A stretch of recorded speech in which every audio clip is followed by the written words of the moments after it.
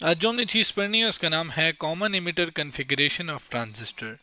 Transistor basically एक ऐसी device होती है जो कि करंट को कंट्रोल करती है। करंट बेसिकली चार्जेस के फ्लो को कहते हैं। सर्किट के अंदर उस करंट को कंट्रोल करने के लिए एक डिवाइस का, एक इंस्ट्रूमेंट का इस्तेमाल किया जाता है जिसे ट्रांजिस्टर कहते हैं। Common emitter configuration of transistor से क्या मतलब है? ये बात ट्रांजिस्टर कॉन्फ़िगरेशन के अंदर हमने पढ़ी थी कि अगर ट्रांजिस्टर की बात की जाए जिसके अंदर इमिटर, बेस और कलेक्टर तीन टर्मिनल्स होते हैं, जिसमें अगर हम क्या करें कि इसके अंदर ही हमने पढ़ा था कि अगर हम जो इमिटर वाला है उसको एक सर्किट में कॉमन कर दें, यानी बेस के साथ भी उसे कनेक्ट कर दें और कलेक्टर के साथ भी, जो कि इनपुट में भी आ रहा होगा और आउटपुट में भी आ रहा होगा इमिटर, तो ये कॉमन हो जाएगा एक सर्किट के अंदर। तो इस वजह से हम इसको कॉमन इमिटर कॉन्फ़िगरेशन कहते हैं, जिसके बारे में मैं यहाँ पे लिख भी सकता हूँ। और मैंने यहाँ पे लिखा है क्या वाला, the emitter terminal of the transistor is common to both input and output circuit.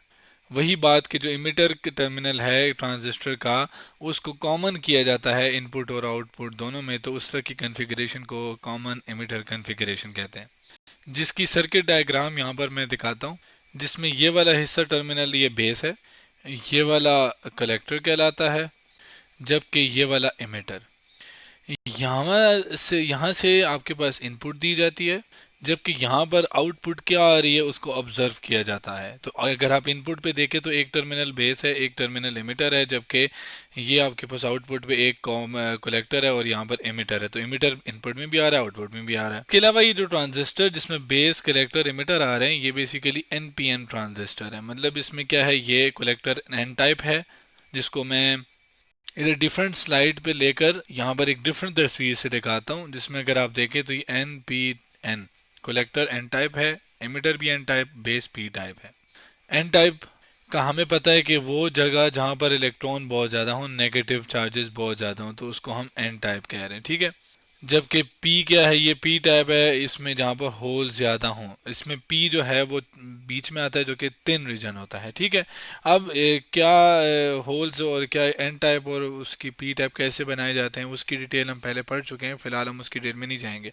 अब हमारा जो काम है, हमने जो इसके अंदर स्टडी करना है वो ये देखना है कि कितना इनपुट, इनपुट का जो रिलेशन है वो क्या कैसे आता है, या इनपुट में करंट और वोल्टेज का क्या रिलेशन है, आउटपुट पे करंट और वोल्टेज का क्या रिलेशन आता है, तो वो हमने स्टडी करना है। अब उसको स्टडी करने के लिए ज़रा थोड़ी सी मैं लेबलिंग कर लूँ कि इनपुट वोल्टेज जो कि बेस और इमिटर के दरमियान वोल्टेज है, जो कि प्रोवाइड यानी जो करंट पैदा करने की वजह उससे वोल्टेज कहते हैं, वो आपके पास क्या है, वी बी ई, ठीक है। जिसको मैं यहाँ पे लेबल भी साथ साथ करता जाता हूँ कि वी बी ई क्या है, voltage between base and emitter. जबकि जो आउटपुट यानी ये V B by the way input voltage भी हम इसे कहते हैं। आउटपुट पे क्या है कि आपके पास कलेक्टर और इमिटर वोल्टेज है, तो voltage between collector and emitter जो है उसको मैं वी सी ई कह रहा हूँ, जिसको मैं डायग्राम के ऊपर भी लेबल कर लेता हूँ यहाँ पर कि ये क्या है, वी सी ई है, ठीक है। इसके साथ साथ इमिटर वाला जो करंट होगा उसको हम आई ई कहेंगे, जबकि बेस वाले को आई बी, जबकि कलेक्टर वाले को आई सी। इन तीनों को मैं यहाँ पर लेबल भी कर लेता हूँ, जो तीनों इमिटर, कलेक्टर, बेस करंट है। इसके साथ साथ इस डायग्राम से हम एक और चीज़ समझते हैं कि हम जब कनेक्शन करेंगे बैटरीज के थ्रू, इनपुट्स के थ्रू, तो हमने ये करना है कि जो बेस और यानी बेस और इमिटर है उसको हमने फॉरवर्ड बाइस बनाना है, जबकि कलेक्टर और इमिटर को रिवर्स बाइस बनाना है, ठीक है। ये एक तरीका है इस कॉमन इमिटर को इस्तेमाल करने का, ठीक है। उसके आगे एंड पे हमें फ़ायदा मिलेगा, ठीक है। बेस और इमिटर को फॉरवर्ड बाइसिंग का फ़ायदा तो ये है कि करंट पास हो सके ना। फॉरवर्ड बाइसिंग से क्या मतलब है, अगर आप देखें तो पी टाइप जो है वो बैटरी के पी को positive terminal of the battery, N type को negative terminal of the battery से कनेक्ट करेंगे, तो इस तरह की बाइसिंग को, इसको बाइसिंग कहते हैं ना, इसको हम क्या कहते हैं, फॉरवर्ड बाइसिंग।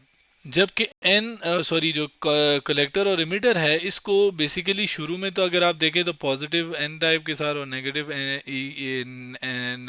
एन टाइप के साथ, सॉरी पॉजिटिव जो है वो एन टाइप के साथ कनेक्ट है, नेगेटिव जो है यहाँ पे एन के साथ कनेक्ट है, तो ये थोड़ी अजीब सी कन्फिग्रेशन बन रही है। लेकिन इस चीज़ को हम आगे जब डिटेल से आउटपुट करेक्टरिस्टिक देखेंगे तो हमें समझ आएगी कि आया ये फॉरवर्ड बायस हो रहा है या रिवर्स बायस, क्योंकि वो हाई और लो पोटेंशियल पे या वोल्टेज पे डिपेंड करता है।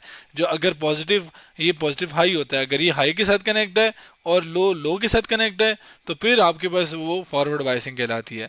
अगर हाई लो के साथ कनेक्ट है और लो हाई के साथ कनेक्ट है तब वो रिवर्स बायसिंग कहलाती है। तो खैर वो आगे जब आउटपुट करेक्टरिस्टिक हम देखेंगे तो समझ आएगी। अब पहले अगर मैं इनपुट की बात करूं कि इनपुट करेक्टरिस्टिक में वर्ड यूज़ कर रहा हूं उसको मैं आगे दिखाता हूं कि मतलब क्या है मेरा। वी बी ई वो वोल्टेज है जिसकी वजह से जो कि इनपुट पे है और करंट आपके पास इनपुट पे क्या है बेस करंट है। ठीक है, अब हम मैंने अगर इनपुट पे चेक करना है तो मैंने वी बी ई और आई बी को चेक करना है, आपस में इनका रिलेशन देखना है कि वी बी ई बढ़ाने से बेस करंट पे क्या फ़र्क पड़ रहा है। लेकिन उसके साथ शर्त ये होगी कि वी सी ई जो है वो आपके कांस्टेंट रहे, क्योंकि वो अगर तब्दील होगा तो उससे आपके पास बेस करंट के ऊपर इफेक्ट आता है। कैसे वो आगे हम डिटेल से देखेंगे। ठीक है, जबकि आउटपुट के लिए अगर मैं बात करूं तो आई कह रहा हूँ वी सी ई और आपके पास जो कलेक्टर करंट है इन दोनों के दरमियान जो रिलेशन है वो हमने देखना है और इसके अंदर हमने बेस करंट को फिक्स करना है। इसके साथ साथ ये जो एमीटर वाला टर्मिनल होता है इसको हम ग्राउंड कर रहे होते हैं। ग्राउंड करने का मतलब क्या है कि इसको हम ग्राउंड से कनेक्ट करते हैं, ये एक एज अ रेफरेंस होता है, दोनों में कॉमन आ रहा होता है तो इस वजह से हम इसको ग्राउंड करते हैं। इसी वजह से इस कन्फिग्रेशन को ग्राउंडेड कन्फिग्रेशन भी आप कह सकते हैं। अब अगर मैं इनपुट और आउटपुट करेक्टरिस्टिक की ग्राफ्स दिखाऊं, करेक्टरिस्टिक इनपुट मतलब ये था कि आपके पास जो इनपुट वोल्टेज और इनपुट करंट है उनका आपस में क्या रिलेशन है, उसको इनपुट करेक्टरिस्टिक, जबकि आउटपुट में वी इन आउटपुट वोल्टेज और आउटपुट करंट जो कि कलेक्टर करंट और इन आउटपुट वोल्टेज वी सी ई है उनके आपस में जो रिलेशन है वो क्या है, तो वो हमने उसको आउटपुट करेक्टरिस्टिक कहते हैं। अगर आप इनपुट करेक्टरिस्टिक को देखें या इवन आउटपुट करेक्टरिस्टिक को भी देखें तो ये करेक्टरिस्टिक बिल्कुल हमने जो कॉमन बेस कॉन्फ़िगरेशन पढ़ी थी जो कि इस लेक्चर के अंदर हमने डिटेल से देखी थी, कॉमन बेस कॉन्फ़िगरेशन, और जिसमें बेस कॉमन था उसमें भी बिल्कुल ऐसा ही ग्राफ आ रहा था इनपुट करेक्टरिस्टिक का और आउटपुट का भी बिल्कुल सेम आ रहा था, जिसमें मुख्तलिफ रीजन थी, ये सैचुरेटेड, ये एक्टिव और ये आपके पास कट ऑफ रीजन था। अब इसके अंदर ये रीजन्स तो चले हमें पहले से ही पता है ना, इसके अंदर हमने कैसे फिनोमेना कैसे वर्किंग हो रही थी वो सारी डिटेल से देख ली थी। लेकिन यहाँ पर जो ग्राफ्स हैं देखें, इधर भी एक्टिव है, सेचुरेशन है और ये कट ऑफ रीजन है, इसमें जो है कैसे आएगा आउटपुट करेक्टरिस्टिक और इसके अलावा इनपुट करेक्टरिस्टिक में ऐसा का जो ग्राफ है वो क्यों आता है, इसके अंदर वर्किंग कैसी है वो हम देखते हैं। पहले हम स्टार्ट करते हैं इनपुट करेक्टरिस्टिक से। इसके लिए मैंने क्या किया, वो सर्किट डायग्राम और ये इनपुट करेक्टरिस्टिक का कर्व जो ग्राफ है वो ले आया हूँ। इसमें अगर आप देखें तो हमने क्या है, ये वोल्टेज वी बी ई है, हमें पता है ये बेस और कलेक्ट इमीटर के दरमियान वोल्टेज है। आई बेस करंट आई बी है जो कि माइक्रो एम्पेयर में मेजर करेंगे, जबकि ये वोल्टेज इसमें ये बेस इमीटर वोल्टेज यहाँ पर, और ये लेबलिंग बाय द वे मैं समझा रहा हूँ। इसमें फिक्स वी सी ई अगर किया जाए, यानी वी सी ई को अगर फिक्स लेकर उसको 0 वोल्टेज दिया जाए तो ये ग्राफ आ रहा था, उसको बढ़ा के 10 वोल्ट किया जाए तो ग्राफ ये आ रहा था, 20 वोल्ट बढ़ा के किया जाए तो ग्राफ ये आ रहा था। एक चीज तो हमें समझ आई कि जो जो हम VCE को बढ़ा रहे हैं बेस करंट जो है वो उसकी वैल्यू अगर आप देखें वो कम हो रही है, यानी बाय इंक्रीजिंग VCE IB जो कि बेस करंट है वो कम हो रहा है। क्यों हो रहा है? इसके साथ साथ ये एक टाइम तक कोई ख़ास चेंज नहीं आ रहा है, एक टाइम बाद एक एकदम से करंट के बेस करंट के अंदर इंक्रीज आ रहा है। उसकी रीज़न सिंपल है, देखें यहाँ पर P है टाइप है, यहाँ पे N टाइप है, तो यहाँ पे आपके पास हमें पता है कि P और N जो हैं जब ये आपस में इस तरह होते हैं तो यहाँ पर एक जंक्शन बनता है, ठीक है, या आप कह लो डिप्लीशन रीजन बनता है, जिसको हम डिटेल से पहले पढ़ चुके हैं।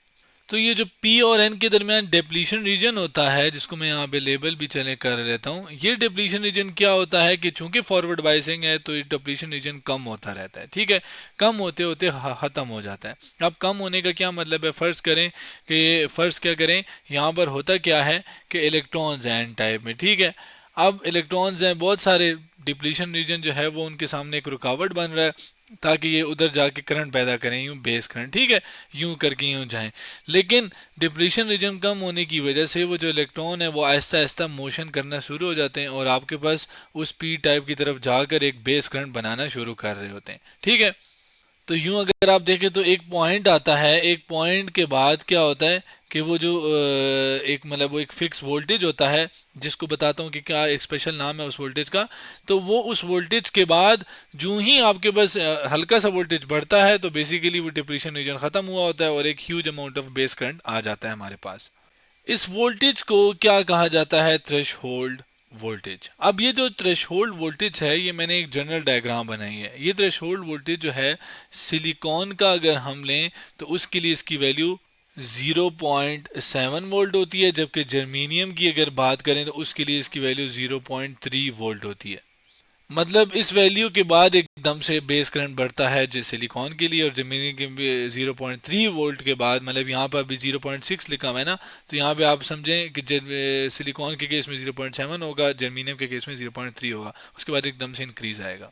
जबकि शुरू में थोड़ा बहुत करंट आ रहा है, क्यों? क्योंकि कुछ इलेक्ट्रॉन जिनकी एनर्जी ज़्यादा होती है वो फिर डिप्लीशन रीजन को ओवरकम कर लेते हैं और पास कर लेते हैं, इस वजह से वो थोड़ा बहुत करंट आ रहा होता है। लेकिन वो जो ह्यूज करंट है उसकी रीजन यही है कि डिप्लीशन रीजन कम हो जाता है। अब यहाँ पर एक चीज़ का तो जवाब हमें मिल गया कि एकदम से इंक्रीज क्यों आ रहा है।